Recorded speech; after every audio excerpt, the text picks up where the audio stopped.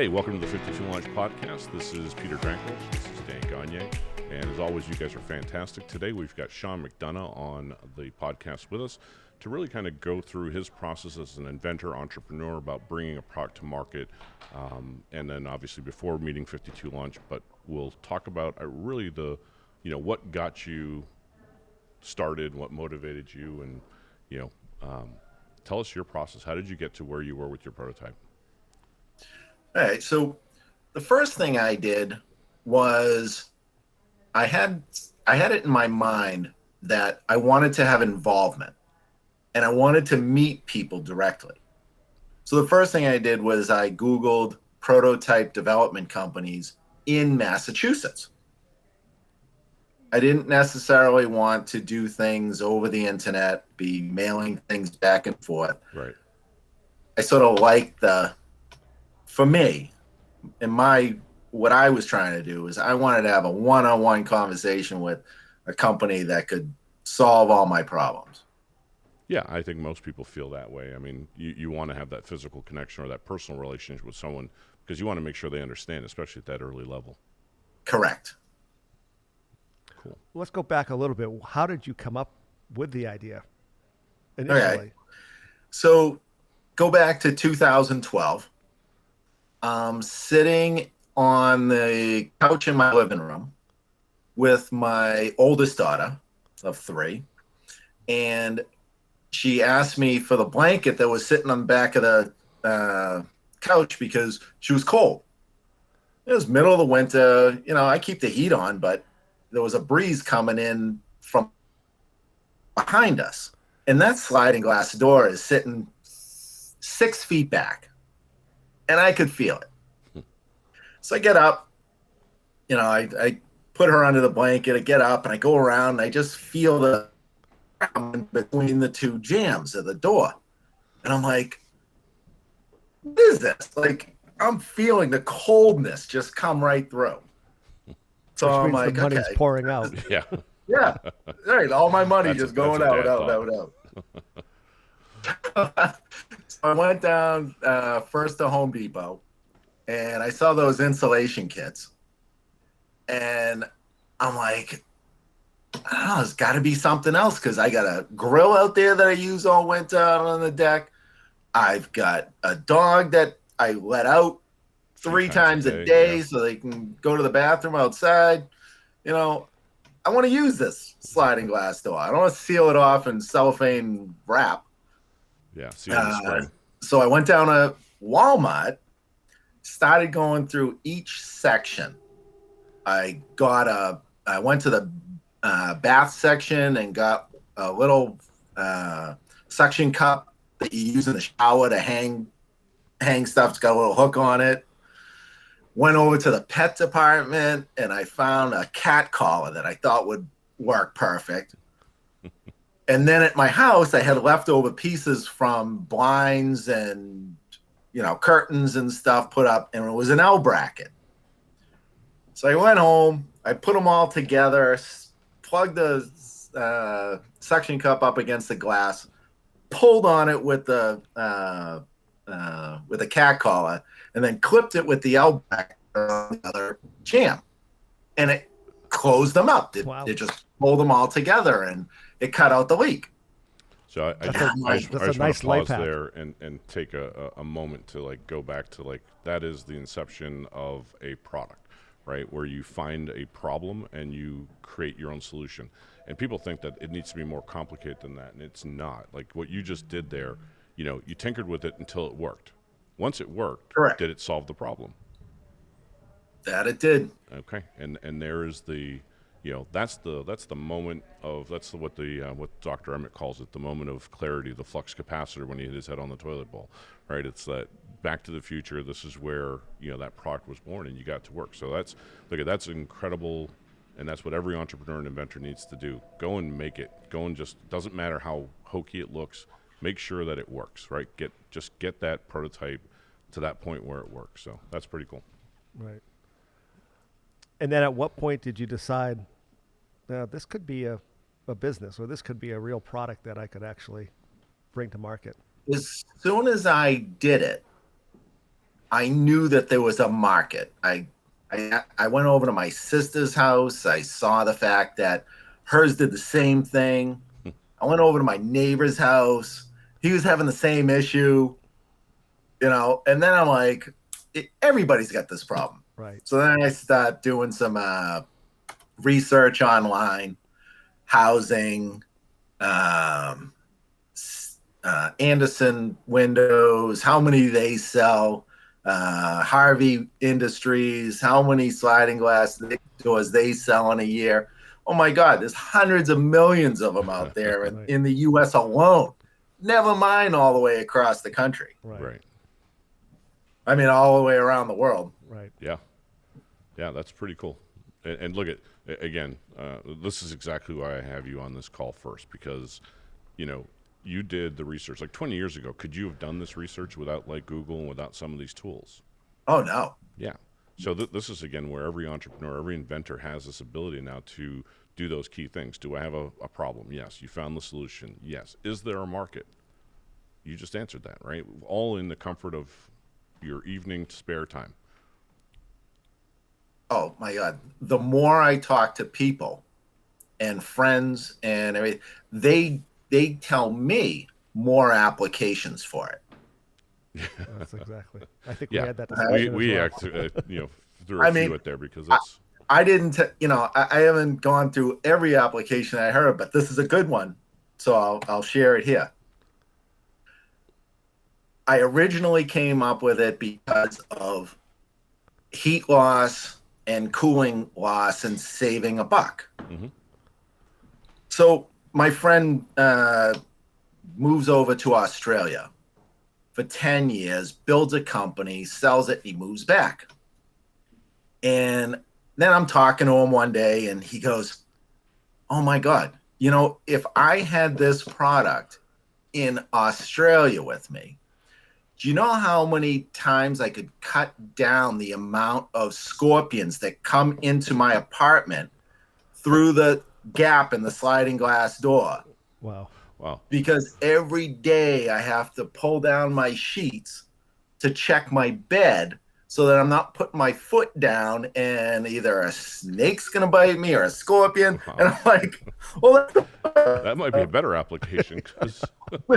No, that's actually. Now, he hasn't moved back to Australia and taken your idea, has he? He has not. Okay, good. Let's keep an eye on him. Yeah. So, all right, Sean, you've got the idea. You've developed your 1.0 prototype. What was next?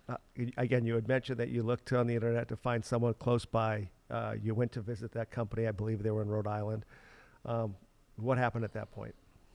All right. So at that point, they put me in touch with a CAD designer, and they start designing the product according to certain sketches that I had given them. Right.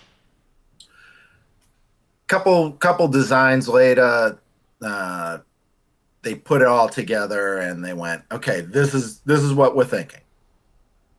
So then I run it by a patent attorney to make sure that design looks good for him. He has all the specifics. He can do the research and make sure it's not infringing on other patents that are out there. So he does all that work. And so then I give the company the go, okay, this looks, you sure it's going to work? You sure the money on having a prototype actually made? Right. Is it going to work Right. the way we want it to? And the answer is always, yeah, of course, Yeah. So then I did the prototype. They sent their CAD design out to China. They did a 3D product, sent back 2 products. They gave me one of them to go ahead and try and, on different sliding glass door applications. And it just didn't work. Hold on. I got a special occasion for that. I wanted to use that. It just did not work the way I wanted it to. Right. So a lot of time, a lot of money, a lot of effort. And in the meantime, I'm still trying to run my own life, get 3 daughters in a, raise as well. It's a balancing act. I only have so much time and money. Right. Right. So, Sean, at the point when you hired this company to create a prototype, how long was it before you got that sample and tested it and realized it didn't work? How many weeks, months? No, months. Yeah. Probably 7, 8 months. Right. Wow. And some of the delay was on their part, some of it was on my part. Right. Right. Yeah. That's- Hey, for us to send it off to China now, we need a couple grand. I'm like, okay, well, give me about 30 days and I'll try and work on that. Yeah, it's not easy. But so how so obviously it didn't work, right? And so I'm going to tell you just because I know I expect failure on every first or second prototype. It's about iterations, but how did you overcome that emotionally when it didn't work the first time? Like I think obviously you didn't throw in the towel because you're here, but what was I that? wasn't. One, I've been through a lot in my life, so I don't get too emotional about a lot of things. So when it happened, I'm sort of like just thinking in the back of my head, okay, it doesn't work the way I want it to, but it also doesn't look the way I want it to. It's not visually appealing that I would want it on my sliding glass, or not even me. Okay, I could have it on my cabin up in the back, go fishing, and that's great. But in the suburbs, if I want my wife to have that on the sliding glass door and it be acceptable It better when look she good. has friends over, Oh. It's not going to pass the test. Right. No, that's the difference between a life hack and a product. It has to look good, right? Like a life hack is just, you could do that in your garage. You had it fixed, you had it solved. But to make it into a product, It has to look good. Absolutely. Cool. So then next steps were you must have been watching Shark Tank, I'm guessing. Well, oh my God, I've been watching Shark Tanks, I think, since the first episode. Right. But then so that's not necessarily the driver. The driver was getting to the point where put my thoughts of Shark Tank aside, and let's get to the point where I'm ready for that. Sorry, say that again. You And just skipped out. that means a product, Okay. packaging, logo, a presence. That's called a brand. Something that's ready. Right. No, so No. that's look. I give you a lot of credit for that premonition because I think a lot of inventors versus entrepreneurs, inventors think, "Here's my product, there it is." Right? They never think about like the brand is almost actually, in my opinion, it's actually more important than the product. I think, a lot of companies have proven that they can do a really good marketing campaign, not have a product made even yet, and do, generate sales before they even know how to make a product. So kudos to Absolutely. you for understanding that. Yeah, the sales part is the harder of the two. Making a product is not easy, but it's definitely easier than the sales process. It just takes time and a lot of effort, and the branding has to be right, and all that stuff needs to be thought of almost at the same time as you're making your product. That's the truth. Yeah. So I guess the $1 million question that I wanted to ask Sean was, or is, what would you do? What would you have done differently to this point if you had to do it all over again? Now that is a real loaded question, but now that I know that the opportunity exists, what you guys do, if I had ran into 52 launch so many years ago, would have saved me a lot of time, a lot of effort, and a lot of money. Right. Right. Well, that wasn't what we were fishing for, but I No. certainly appreciate that's going to be on our website very shortly. And thank you for that. Yeah. And so, I guess that's your advice for other people too. But, again, specifically, just going through your mind, I think, really like now that you've gone through the process and maybe let's say, from A through Z, you're at like maybe N. like where, or what steps do you think you did spend too much time on, and where would you have spent more time on? All right. So one thing that I've tried to learn from everybody else around me is don't read things that other people have already done. Don't reinvent what other people have done. Yep. So I've spent countless nights on my laptop, on my bed, just not sleeping, researching advertising. Welcome to the life of an entrepreneur. Yeah. That's my 5 a.m. ritual. Exactly. Right. Researching packaging, labeling, warning, like compliance labels and warning labels and what do you have to put on a package and everything. This is what we're fishing for, Peter. Yeah, this is the stuff that we want to hear, that most people just don't. Look, we get about. people that tell us all the time, well, what do we need to be compliant about? What warning labels? Like, they have no idea that, like, there's just so many things that you have to be prepared for. And look, and that takes someone who's done a tremendous amount of research to just get started. So that's a very good point. Right. Really good point. I would say the number one response we usually get from somebody with a prototype, and that's what this segment's about, someone that actually has a prototype like you have. The number one question, Pete, is, we've got it all figured out. We already have it all figured out. And well, that was our first meeting together. Yeah. That was literally our first meeting. Right. I knew the questions I wanted to ask. I had seen your website. I had read through it. I saw every aspect of it that I have been spending all my time trying to research. Right. You guys already do it. Let me do my job right now so I can earn a living and let you guys do. Yeah. What's our tagline, Peter? We'll work your dream job while you work your day job. Yeah, that's it. We build the dream job while you work your day job. Right. So, yep. No, and look at that. This is a great conversation. And I think, again, one of the main reasons why I picked you above some other clients that we have is your prototype was actually really nicely done. It wasn't like, it was well thought out. We can get a really good concept of it, but I think we could have done. Sean appreciates you saying that, since he spent a lot of money on that prototype, by the way. I'm trying to help him swallow that pill, but no, look, but it doesn't have to be that way, right? Like, getting through that process needs to be quick, down and dirty, and fail fast. That's the kind of way we looked at it. Leading to that, I think, when the A through Z process of getting through it, like, what was it that you felt most challenged by? Like, what was it that you spent time studying that you just couldn't understand or figure out, and where was that part? Or was there? There wasn't. Okay.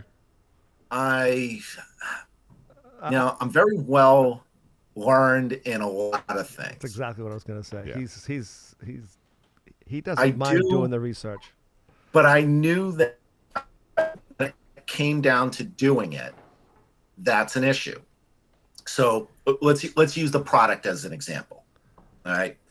I knew the initial design that I wanted to do, but after having it done, then I'm looking at it and I'm saying to myself, okay, product's too bulky.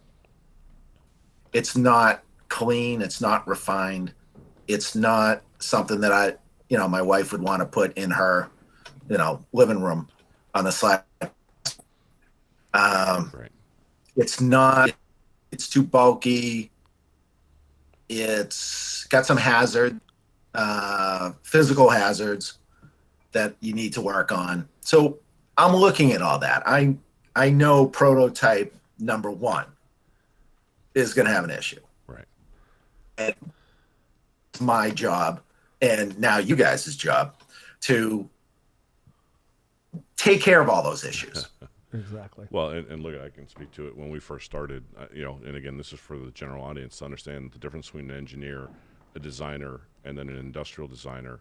And it's really finding that three. An engineer will give you a product that works, but you can never sell because it looks like it's bulky.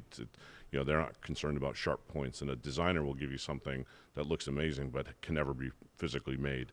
somewhere in between, we've had to train our industrial design teams and our engineers to work together to, it's got to work, but it has to look good. And that's where, again, we just are so in tune with the process that you've done. And like you said I wish we'd met you 4 years ago or whenever you started. We'd be in market right now. But again, I think in the next few months, that's we're going to get there and we're going to be there, and that's we're excited about this product. Exactly.